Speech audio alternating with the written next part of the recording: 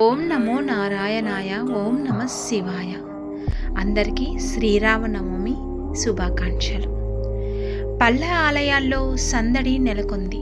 శ్రీరామనవమి ఉత్సవాలను ప్రతి గ్రామంలో వైభవంగా జరుపుకుంటారు. తాటాకులతో పందిళ్ళు, రాములోరి కళ్యాణం, పానకం, ఇలా ఒక్కటేమిటి, ఆ సందడే వేరు. శ్రీరామనవమి రోజు ఇంట్లో రామయ్య తండ్రిని, సీతమ్మ తల్లి పూజలు చేస్తే సుఖ సంతోషాలతో పిల్లా పాపలు ఆయురారోగ్యాలతో వర్ధిల్లుతారని పండితులు చెబుతూ ఉంటారు. మరి ఇంట్లో శ్రీరామనవమి పూజ ఎలా చేయాలో తెలుసుకుందాం.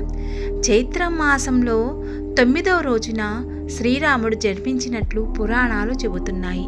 ఈ ఏడాది విశ్వావసు నామ సంవత్సరం 2025లో ఏప్రిల్ 6వ తేదీ ఆదివారం శ్రీరామనవమి వచ్చింది.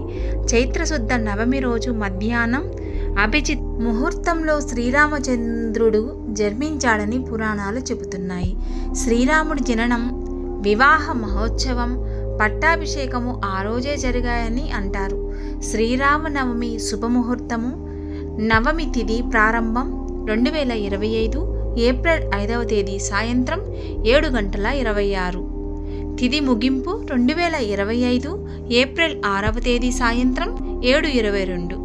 ఇక శుభముహూర్తం ఏప్రిల్ 6వ తేదీ ఉదయం 11:08 నుండి మధ్యాహ్నం 11:39 వరకు.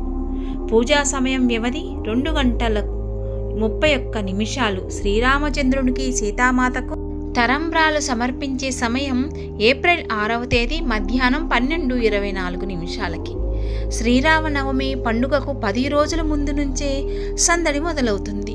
తాటాకు పందిళ్లు వేయడం, ఆలయాలకు రంగులు వేయడం, విద్యుత్ దీపాలు ఆలయాలను అందంగా అలంకరిస్తారు.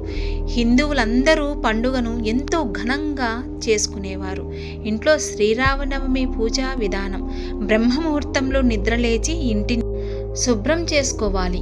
కాలకృత్యాలు అనంతరం అభ్యంగన స్నానం చేసి ఇంటి ముందు రంగులతో ముగ్గులు వేయాలి. ఇంటి గుమ్మాలకు మామిడి తోరణాలు కట్టాలి. శుభ్రమైన బట్టలు ధరించి పూజ చేసేందుకు అన్ని ఏర్పాట్లు చేసుకోవాలి. శ్రీరామనవమి రోజు సీతారాముల సమేతంగా ఉన్న చిత్రపటాన్ని లేదా విగ్రహాన్ని పూజా గదిలో ప్రతిష్ఠించుకోవాలి. రామదర్బార్ విగ్రహం ఏర్పాటు చేసుకుని పూజ చేసుకుంటే సకల సంతోషాలు కలుగుతాయి. సీతారాముల వారిని క్రమం తప్పకుండా పూజించడం వల్ల ఇంటికి సంతోషము, శ్రేయస్సు లభిస్తుంది. జాతకంలోని గ్రహదోషాలు తొలగిపోతాయని పండితులు చెబుతున్నారు. బియ్యం పిండితో ముగ్గు వేసి దాని మీద ఒక పీట ఏర్పాటు చేసుకోవాలి. పట్టు వస్త్రం లేదా నూతన వస్త్రం పరిచి దాని మీద సీతారాముల చిత్రపటం లేదా విగ్రహాలను పెట్టుకోవాలి. శ్రీరాముడి పంచామృతాలతో అభిషేకం చేయాలి. తర్వాత షోడోపచారాలను అనుసరిస్తూ పూజ చేయాలి. ధూప దీప నైవేద్యాలు సమర్పించాలి.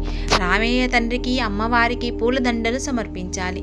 చివరకు స్వామివారి పాదాల దగ్గర 3 సార్లు అక్షింతలు వేస్తూ శ్రీ సీతారాముల కళ్యాణం చూద్దాం రారండి అంటూ పాట పాడి హారతి ఇవ్వాలి. ఆరోగ్యాన్ని దృష్టిలో ఉంచుకొని తలంబ్రాలు పడిన తరువాత ఆహారాన్ని తీసుకోవాలి. తర్వాత రామచరిత మానస్, సుందరాకాండ వంటి పారాయణం చేస్తే, రామాయణం కూడా మంచి పారాయణ గ్రంథాలు చదువుకుంటే శ్రీరాముని అనుగ్రహం మీకు లభిస్తుంది. నైవేద్యంగా వడపప్పు, పానకం సమర్పిస్తారు. పూజ ముగిసిన తర్వాత బ్రాహ్మణులకు లేదా పెద్దవారికి పండ్లు, విసనకర్ర, తాంబూలం, నూతన వస్త్రాలు దానం చేయాలి. శ్రీరామనవమి రోజు రామాయణం చదువుకోవడం లేదా వినడం చేస్తే మంచి జరుగుతుంది. అందుకే శ్రీరామనవమి రోజు సీతారాముల కళ్యాణం తప్పకుండా నిర్వహిస్తారు. సీతారాముల కళ్యాణంలో ఉపయోగించే అక్షింతలు తల మీద చల్లుకుంటే వివాహం త్వరగా అవుతుందని భక్తుల విశ్వాసం.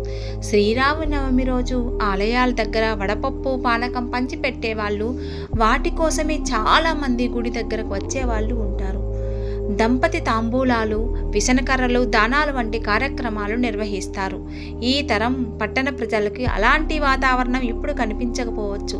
శ్రీరామనవమి పండుగ సందడి చూడాలంటే నిజంగానే పల్లెటూర్లలో చూడాల్సిందే, అక్కడికి వెళ్ళాల్సిందే. శ్రీరామచంద్రుడు పుట్టినరోజు, అలాగే పట్టాభిషేకం చేసుకున్న రోజు, స్వామివారి కళ్యాణం రోజు శ్రీరామి నవమి రోజే జరిగింది. మీకు ఈ వీడియో మీకు నచ్చినట్లయితే తప్పకుండా సబ్స్క్రైబ్ చేయండి, షేర్ చేయండి, కామెంట్ పెట్టండి. సర్వేజన సుఖినో భవంతు.